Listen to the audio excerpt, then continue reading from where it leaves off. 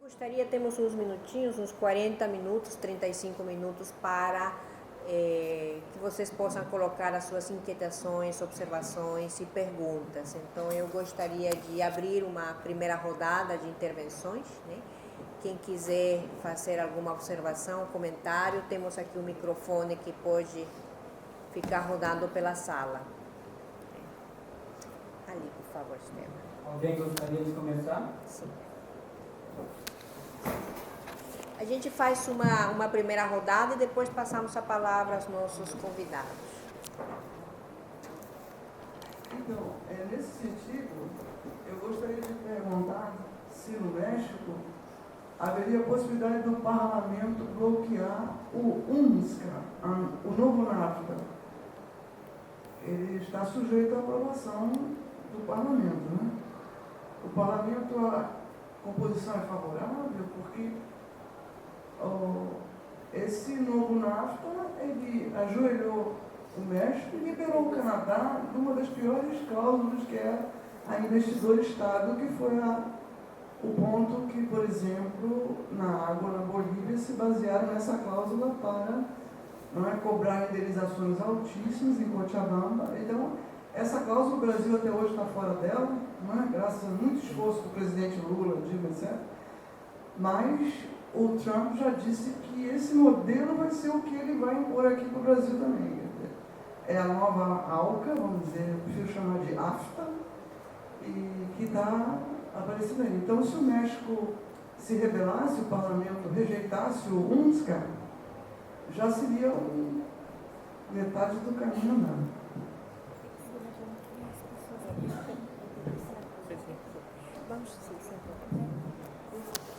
Boa tarde, eu sou Beto, sou militante do BPM.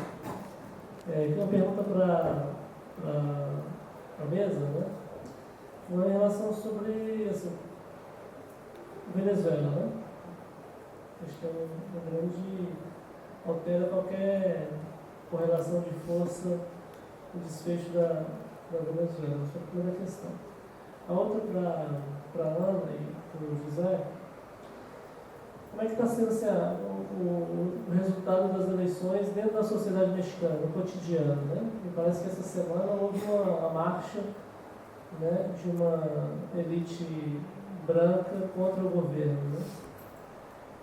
Lembra muito o que começou no Brasil em após 2014, 15, 16, ou seja, um movimento de massa da direita. Então, assim, eu vi pelos noticiários na Telesul e lembrei do Brasil, né? Se, mesmo com todas as contradições que tem o governo Obrador, se há também possibilidade de um tensionamento com o Norte, né? E algum processo de esses golpes modernos, né? Via parlamento, via alguma questão de corrupção, etc. Você compreendeu?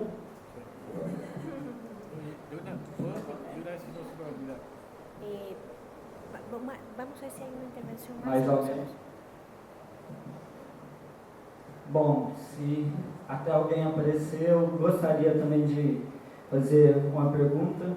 Primeiro, gostaria de dizer que apesar da gente estar muito triste com esse momento do país, os vários ataques na educação pública que a gente tem sofrido nesses últimos dias, esse evento deixa a gente muito orgulhoso, que a gente prova que eles estão muito errados.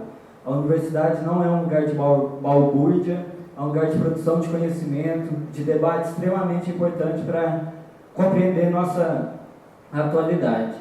E aproveitando que a mesa tem representantes de diferentes países da América Latina, e aproveitando o final da fala do professor Valenzuela também, eu gostaria de perguntar especialmente para a Alexânia se, por parte do MAB, existe uma agenda compartilhada com outros movimentos semelhantes em outros países da América Latina e até mesmo outros movimentos semelhantes presentes aqui no Brasil. É isso. Alguém mais?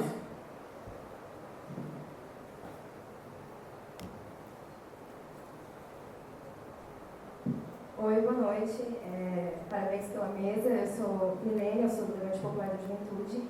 E eu queria fazer uma pergunta a respeito dessa perspectiva mais mundial. Existe hoje uma difusão maior do que a gente chama de renda mínima básica. Por exemplo, em alguns países isso tem funcionado como política pública, que é um método diferente do, por exemplo, do Bolsa Família. E hoje no Brasil a gente tem o Eduardo Suplicy, que é o que mais estuda... Fale devagar, por favor. Fale devagar. Hoje no Brasil a gente tem um político chamado Eduardo Suplicy, que ele estuda a fundo a questão da renda mínima básica, tendo em vista que o neoliberalismo tem se aprofundado de tal maneira que a subsistência ela tem ficado quase, os direitos mínimos são quase inacessíveis, em certa medida. Eu queria perguntar se em algum país do mundo existe essa difusão, se existe algum país que está implementando a renda mínima básica, como ela funciona, como isso poderia ser possível, enfim, já que é um método diferente do que a gente tinha aqui no Bolsa Família, por exemplo. Obrigada.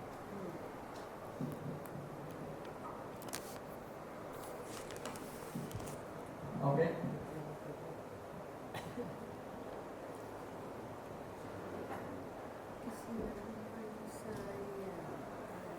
Tem um ponto importante a ser pensado, que é o seguinte: na verdade, desde os anos 70 a gente tem fronteiras cada vez mais abertas para o capital, né, e mais fechadas para os trabalhadores, né? A professora Amisté trouxe a questão das novas ondas migratórias, e se isso, né, não deve nos obrigar a pensar em novas formas de internacionalismo, não torna o internacionalismo mais urgente, necessitando de novos ares.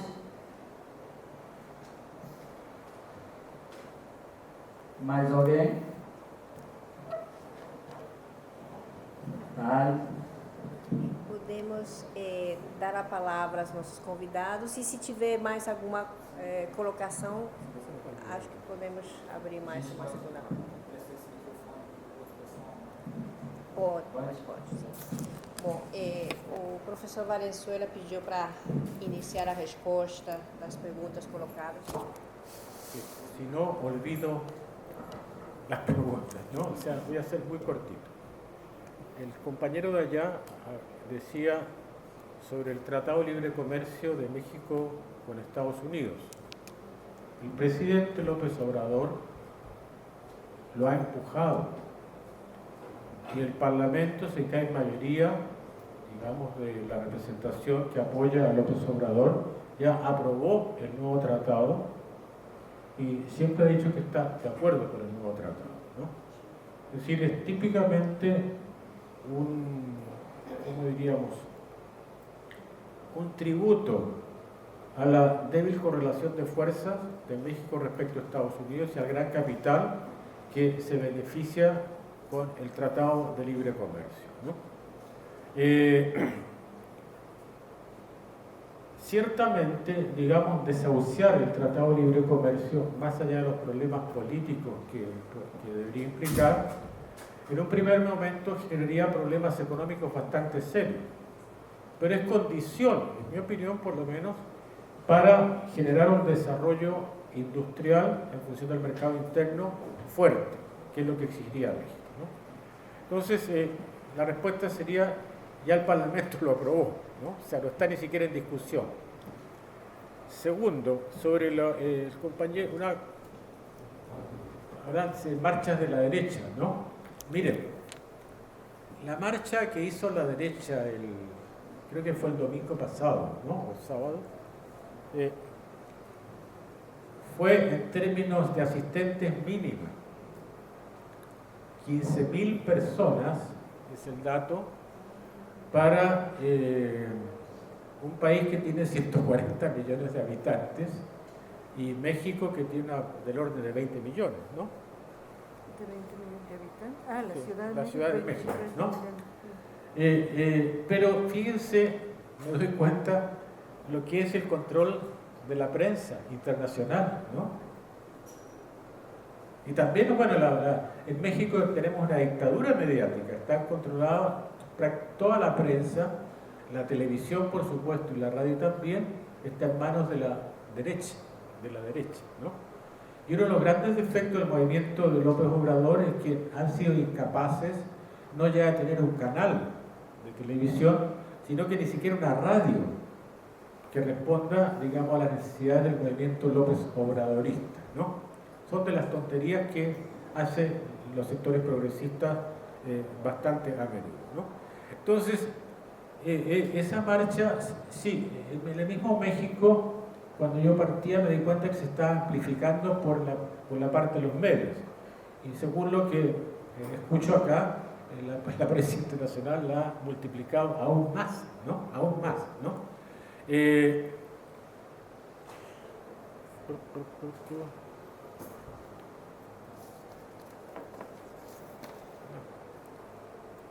Miren, no, yo creo que con eso son las preguntas que me eran atingentes para mi intervención. Solamente a la compañera que hablaba de fronteras abiertas al capital y cerradas para el trabajador, digamos, nuevamente este es un desafío que tiene toda la izquierda latinoamericana, ¿no?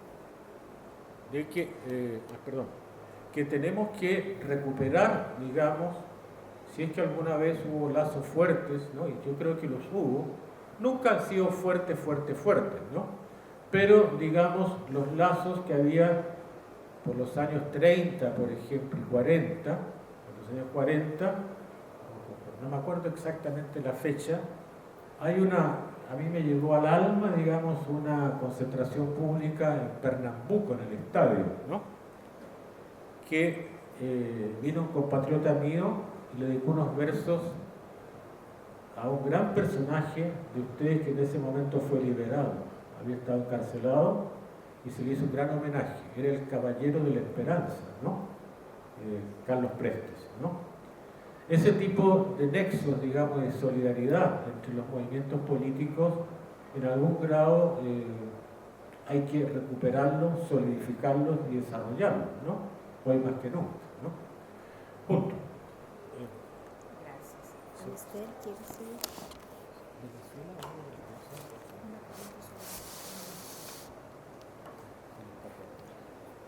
Bueno, el equipo de López Obrador participó en las definiciones del TEMEC. No solamente ya lo aprobaron, sino que estuvieron ahí en las gestiones a través de las cuales se fue definiendo el perfil del TEMEC. Entonces, ellos coparticiparon. El Congreso evidentemente es mayoritariamente de ellos y pues el Congreso iba a aprobar lo que ellos habían hecho. O sea que más allá de que efectivamente es un tratado terrible, bueno, es compartido por la administración actual, ¿no? A ver, dos cosas sobre todo me dirigieron a mí. Una lo de Venezuela y otra lo de las formas de internacionalismo. Yo creo que no solo nuevas formas de internacionalismo, nuevas formas de organización en general, ¿no? ¿Qué tenemos nosotros ahora? Una realidad muy cambiada. Por ejemplo, el piso en el cual se organizaban los sindicatos es un piso que cambió. El sindicato ya de repente tiene un territorio completamente distinto hoy y sí hay vinculación a la empresa, pero geográficamente dispersa, por ejemplo, ¿no? Con todo el outsourcing que se fue creando, con muchas otras cosas, con muchos otros cambios, incluso crisis de algunas industrias que eran las grandes contratadoras, y bueno, que se han modificado en sus términos. Entonces, así como ese ejemplo, tenemos muchos otros. Incluso nuestras luchas por territorios, ¿no? Que han sido pues como la tónica de los últimos tiempos, de las últimas 2, 3 décadas, yo diría que también las tenemos que repensar hoy en día. Que quizá no podemos seguir pensando en cosas tan puntuales como a nosotros nos toca pelear por el agua, a nosotros nos toca pelear por la mina, sino nos toca pelear por los bienes comunes, por ejemplo, ¿no? O nos toca pelear no en nuestra región, sino en todo el mundo. Es decir, el problema, por ejemplo, de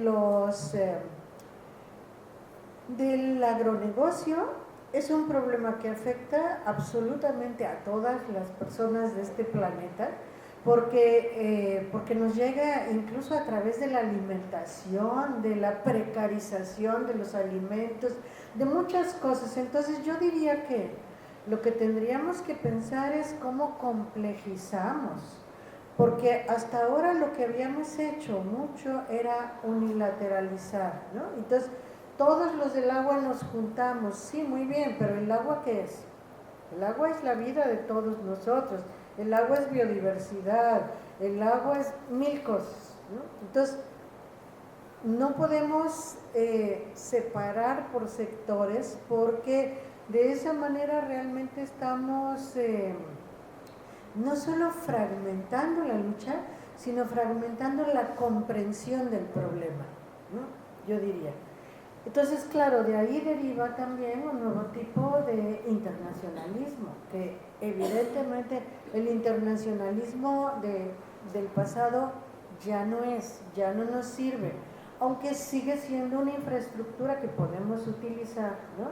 Pero tiene que ser replanteado, tiene que ser reconceptualizado, digamos que crecer sobre otras bases, pero también entender a los movimientos de otra manera. Como justamente el problema cambió y se está resignificando, pues también así tenemos que entendernos como sujetos muy diversos, pero en una misma lucha, ¿no? Por ejemplo, yo hablo mucho de que a mí un llamado a la unidad no me convoca tanto, pero un llamado a la confluencia me convoca muchísimo, ¿no? Porque ahí puedo seguir siendo quien soy, pero voy junto, vamos todos juntos empujando por lo mismo, pero cada quien a su manera, desde su lugar, con su historia, ¿no?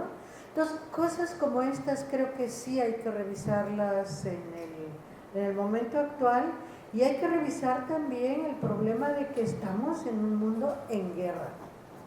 O sea, la guerra incluso no solamente se ha profundizado y extendido, es una guerra global, es una guerra que abarca todas las dimensiones de nuestra vida, es guerra alimenticia, es guerra de precarización, es muchas cosas al mismo tiempo, no solamente un arma frente a nosotros. Entonces creo que también eso tenemos que considerarlo, porque de repente hay modos de pensar el internacionalismo que son un poco cándidos, inocentes para la realidad actual, que es mucho más dura y agresiva, ¿no? Y ahí entra el problema de Venezuela. Venezuela, por ejemplo, puede ser visto como ese país que tiene tantas riquezas, que es desafiante, ¿no? Que tiene un proyecto contrahegemónico y que por lo tanto es amenazado con una guerra. Nosotros estamos alrededor y nos preocupamos por Venezuela, hay que solidarizarse, pobres venezolanos, el problema que están pasando. ¿No nos están militarizando a nosotros para llegar a Venezuela? O sea, la militarización de los grandes poderes ha sido muchísimo más fuerte en todos los alrededores de Venezuela que en Venezuela misma. Dentro de Venezuela la guerra se está haciendo de otra manera, carcomiendo el tejido social, creando problemas de desabasto, o sea, desestabilizando, con estos métodos de las guerras contemporáneas, con estos métodos que tienen que ver con desarmar a la población, no solamente al otro ejército, sino más bien quitar condiciones de reproducción al país en cuestión o al blanco de esta guerra, ¿no? Pero afuera lo que ha ido ocurriendo es que todos los alrededores están llenos, pero tapizados de bases militares, de centros de entrenamiento, de posiciones de ayuda humanitaria, de qué sé yo, que todas están controladas por militares y todas están controladas por fuerzas de seguridad hemisférica, o sea, por militares norteamericanos, la mayoría de ellas, y cuando no es así, por una combinación de fuerzas armadas de diferentes países, pero bajo criterios marcados por el Pentágono. Eso ha ocurrido en todo el alrededor de Venezuela. Entonces yo diría que lo que está en cuestión ahí, que a veces quizá no percibimos suficientemente, no es una guerra en un país, es una guerra continental. Es un arrasamiento total de esta gran isla americana, que es lo que Estados Unidos necesita como mínimo indispensable para su pelea por la hegemonía en el planeta. Y no solo la cuenca amazónica, no solo Venezuela, no solo un pedacito, toda esa isla, toda junta, compuesta por muchas cosas diversas, es lo que está en este momento en cuestión y es lo que está en este momento amenazado. Y si no nos damos cuenta de eso, bueno, el día que nos caiga encima realmente una ocupación mayor que la que tenemos hoy en día, pues vamos a estar completamente indefensos, completamente desarmados para enfrentar el problema. Entonces Venezuela es de algún modo ese epicentro de la geopolítica continental, ese eje geopolítico, pues que de repente no solo continental, sino hasta con altura mundial, ¿no? En este momento, que nos está permitiendo poco a poco tomar conciencia de lo que se viene, porque Venezuela sí está consciente y sí está resistiendo, y nosotros alrededor estamos como en la candidez total, sin darnos cuenta que la guerra no es para Venezuela, es para todos nosotros.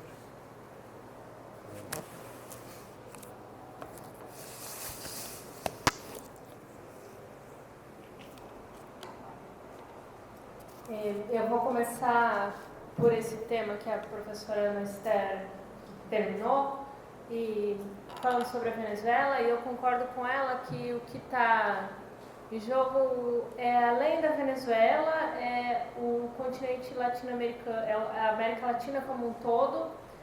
Se os governos da Argentina, do Paraguai, do Equador, do Brasil já foram totalmente aí cooptados, né, ou são complacentes, como ela fala, aos Estados Unidos, agora é, vamos dizer assim, é a vez da Venezuela. E a gente tem muita clareza do que os Estados Unidos quer sobre a Venezuela. É o controle, a hegemonia, a desestabilização daquele país, né, depois que o Maduro entrou para governar o país, várias formas de desestabilização política têm ameaçado aquele país, e na nossa avaliação é sim pelo controle do petróleo que tem lá. Um país que está no topo do ranking, o primeiro no ranking mundial em reservas de petróleo comprovadas, encontradas e comprovadas. Os Estados Unidos não vão abrir mão do controle de mais esse país. Então é uma disputa sim pelo território venezuelano, pelo fim do governo Maduro. Nós, enquanto movimentos populares, falo em nome do MAB, acreditamos que nós temos que dar todo o apoio ao governo Maduro e rechaçar toda iniciativa de golpe que está se construindo pelo Guaidó. Aquele fantoche que está colocado ali pelos Estados Unidos, né, com todo aquele discurso que vem de ajuda humanitária, não tem nada, não é nada disso, é sim a queda do Maduro e o controle da política da Venezuela para dominar suas riquezas naturais.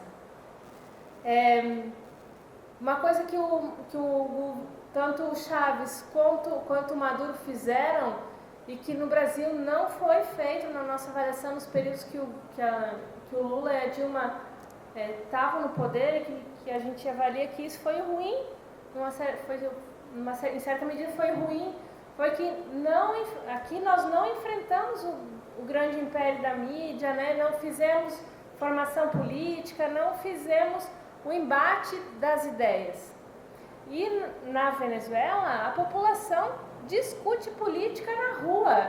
as tendas nas praças, tem uma televisão ligada lá e as pessoas discutem a realidade do país, se posicionam, têm clareza do que está acontecendo lá, né? Então isso é muito importante e necessário que tenha acontecido esse processo todo de discussão, de formação do povo venezuelano nesse sentido. E no Brasil não teve isso, né? A gente avalia nos próprios movimentos populares que houve uma certa falha na condução da formação ideológica dos trabalhadores. Acho que isso é uma coisa que a gente tem que falar, né? Da pergunta que o companheiro faz, né, das relações que a gente vai estabelecendo na América Latina, no próprio Brasil, a gente fala assim, Anister, que nesse momento a gente usa essa expressão aqui no Brasil, né, que a gente precisa da unidade da esquerda. E depois do golpe de 2016, assim, parece que as pessoas, as organizações políticas do Brasil se alertaram que, temos que ter algum mínimo de unidade entre nós para nós fazer enfrentamento ao que está aí. Então, acho que duas iniciativas super importantes e necessárias que nasceram nesse contexto foram, sim, a Frente Brasil Popular, a Frente Povo Sem Medo, que tiveram uma espécie tiveram um protagonismo importante para a discussão, mesmo que pequeno ainda, frente às necessidades de debate, de questionar o golpe, de colocar para a sociedade brasileira o que estava acontecendo. Então, nesse momento, a gente se coloca em construção da frente, no caso do MAB, da Frente Brasil Popular, entendendo que há uma necessidade nesse momento, se nós não tivermos um mínimo de unidade. Nesse momento, quando é que a gente vai ter, né? Aí, mais histórico, nós temos construção da Via Campesina no Brasil, né, que é já desde o início dos anos 2000, e também mais recente com os trabalhadores do setor elétrico e do setor de energia e também de movimentos populares, a plataforma operária e camponesa da água e da energia, que tem por objetivo aí fazer uma análise do que acontece no setor elétrico, no setor do petróleo, que isso influencia na vida do trabalhador, dos brasileiros em geral. Então, essas iniciativas no Brasil, a gente tem feito esforço de construção, de dar peso para isso, né? No nível latino-americano, quando a gente encontra, no caso específico dos atingidos por barragens, atingidos de outros países, nós identificamos que o inimigo no Brasil é o mesmo que os inimigos no Equador, na Colômbia, no México. São as mesmas empresas que atuam aqui, atuam também nesses países, né? Então, a gente fala assim, se o nosso inimigo é comum, nossa unidade também tem que ser comum, né? Então, a gente estamos construindo, a partir dessa leitura, o movimento dos afetados por represas, né? Que é o movimento dos atingidos por barragens na América Latina. E isso tem dado frutos, sim, temos feito processo de formação com pessoas de vários países, envolve 11 países, né, tem tido frutos muito interessantes nesse sentido. Também de fazer uma leitura do que é a ação do capital sobre o setor elétrico nesses países. Sobre o internacionalismo, eu acho que essa provocação que a Anister faz é super interessante a gente também refletir, né? Qual o internacionalismo que nós precisamos nesse momento em que o capital, né, o sistema capitalista se recoloca, né, e se reajusta para continuar vivo. Então, qual é o internacionalismo que a gente realmente precisa cultivar, né?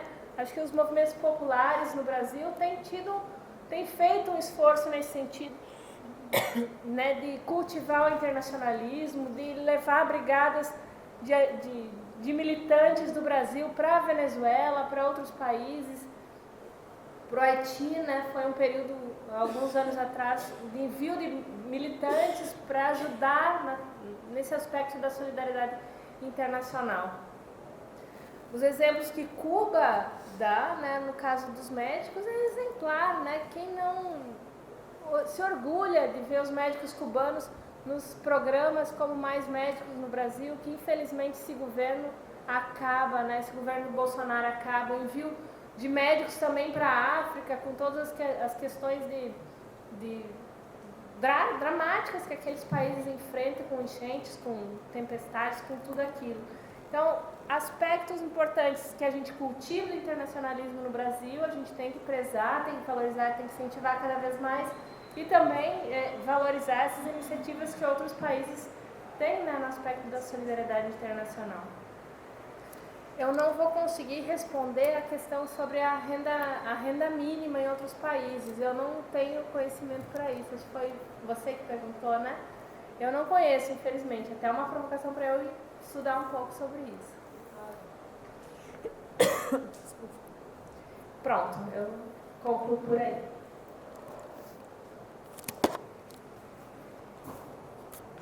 Estamos chegando no finalzinho desse debate tão interessante, tão importante.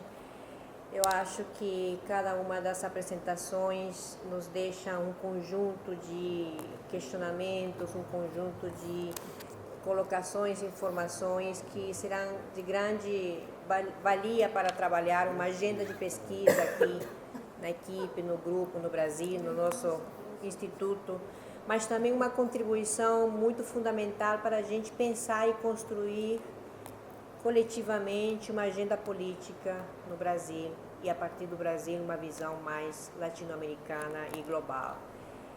E eu queria, então, agradecer muito a Alexânia, o José Valenzuela, a Nester, por essa generosidade de compartilhar com a gente essas reflexões.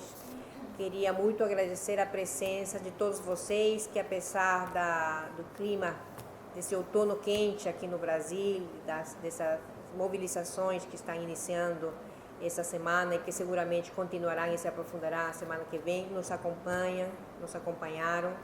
Queria especialmente agradecer à equipe de organização que fez isso tudo acontecer e que esteve cuidando de cada um dos detalhes da organização desse seminário. Estou vendo aqui o Esteban na minha frente, Maria, Adriana, Thales, um pouquinho mais lá atrás, a Tayane,